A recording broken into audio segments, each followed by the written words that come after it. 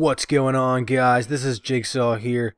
Today I'm going to be discussing the DLC aspect of Call of Duty, particularly the Season Pass, and what we've seen in Ghosts compared to the previous games.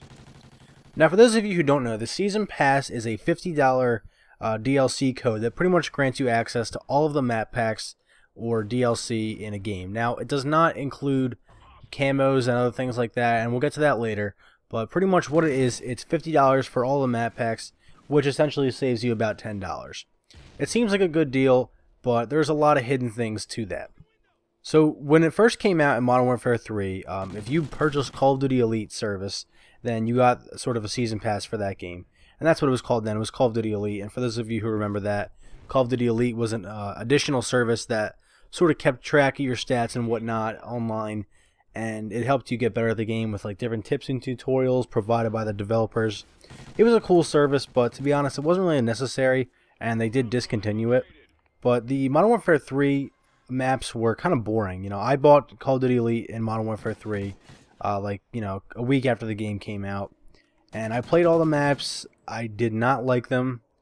They were pretty boring in my opinion, and they really didn't come up that much in the map rotation. And you know, that could be my fault for playing with people who don't have the maps, but even when I was playing by myself, I didn't find myself playing in maps that were DLC very often. For the most part, it was maybe like the first set of DLC and the core maps of the game, but it wasn't, I didn't really get, you know, the later DLC maps. That was kind of disappointing.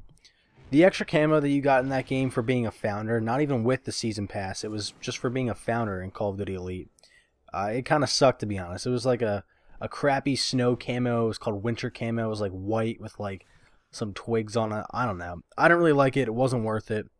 You know, they also added a DLC survival mode for that game, and it was kind of cool, but to be honest, it wasn't that big, so I really thought that should have been a free update instead of for DLC, but I guess they sort of realized maybe their mistakes with the DLC Season Pass, so they added that in as an exclusive to Season Pass holders. But with Modern Warfare 3's Season Pass or Call of Duty Elite, whichever you want to call it, to be honest, I was overall disappointed.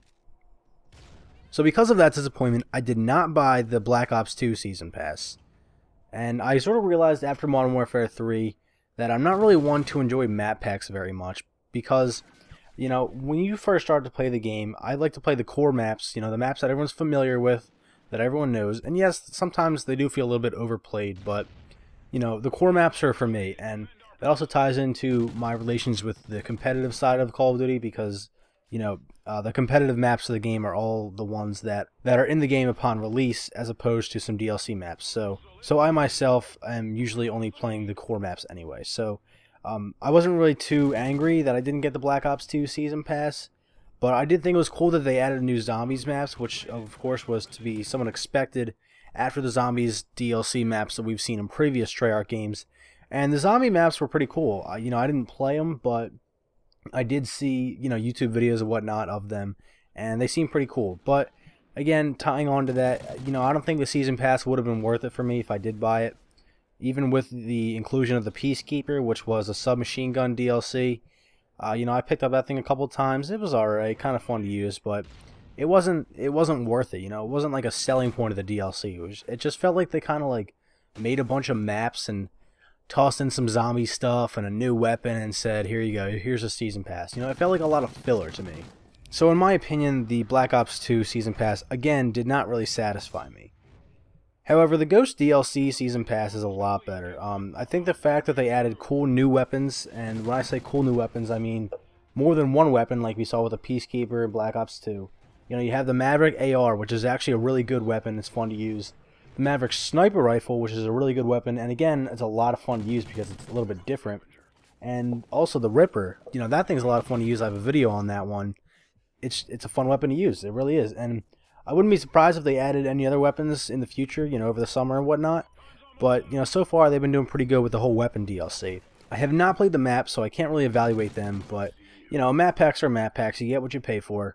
There are additional multiplayer maps, nothing really new there as far as concept-wise. Overall, though, I think the Season Pass for Call of Duty Ghosts was very similar to the one in Black Ops 2, but Ghosts had the Team Leader Pack, which was pretty much an addition to the Season Pass that you got for, you got a Ghost Mask for your player, online and some backgrounds, player cards, patches, reticles, all that kind of boring stuff. That's not really, again, that worth it to me. So, but I do want to say this. Now, the DLC that we've seen in Call of Duty Ghosts, in my opinion, has been phenomenal. I really think that it's very awesome that we've seen legend packs and additional camos that are relevant to, things. And, we saw that kind of stuff in Black Ops 2 with the personalization packs. Again, those are in Call of Duty Ghosts, but the fact that you can buy a new character for your player is pretty cool.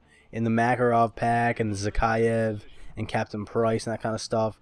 I hope to see Soap McTavish soon. I really would not be surprised if we see him later down the road. Or honestly, I would like to see Gaz, and I would also like to see Griggs from Call of Duty 4. I don't know how many of you guys were around back then for that time, but those are some of my favorite characters in the Call of Duty 4 campaign. Going back to the DLC part, I really think that the addition of the camos and the legend packs is awesome, and I think Ghost is doing it right.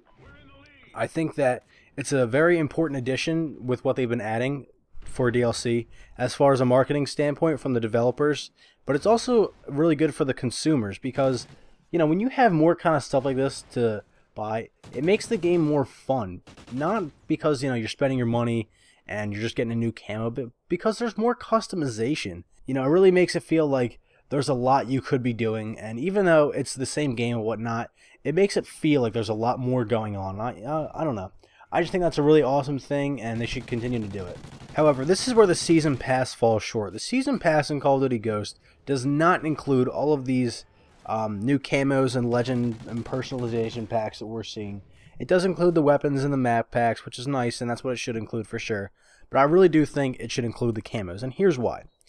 These loyal people, your loyal paying customers for the Call of Duty franchise, have paid 50 additional upfront dollars for things that they do not even know for sure what will look like in the game. You're paying $50 for a season pass, and you're getting map packs you don't know what the maps are going to be like. Maybe they'll suck, maybe they'll be average, maybe they'll be phenomenal, who knows. You're paying $50 extra for those maps along with some weapons, and we saw like the Peacekeeper in Black Ops 2. Is it going to be an average weapon like that? Is it going to be a good weapon that makes you want to buy it? Or is it going to be a horrible weapon? Like, maybe they're going to add in a new pistol. Like, oh, cool. You don't know what you're getting. And I think it's kind of wrong to sort of cheap out on these really, loyal customers. I think that Activision needs to treat their loyal customers like this with respect. And anything that they put in their games that is DLC should be included in the Season Pass no matter what. And yes, that includes all the camos and personalization packs and legend packs, map packs, weapons. If it is available to download and purchase in the game, you should be able to have it included in the Season Pass. These are your loyal customers. They've paid $50 extra for DLC on top of the $60 game, so treat them with respect. So that's about all we have for today, guys. Thank you so much for watching. If you enjoyed the video, go ahead and hit that like button down below. Also, be sure to subscribe to my channel for more awesome videos just like this one. This is Jigsaw, signing out.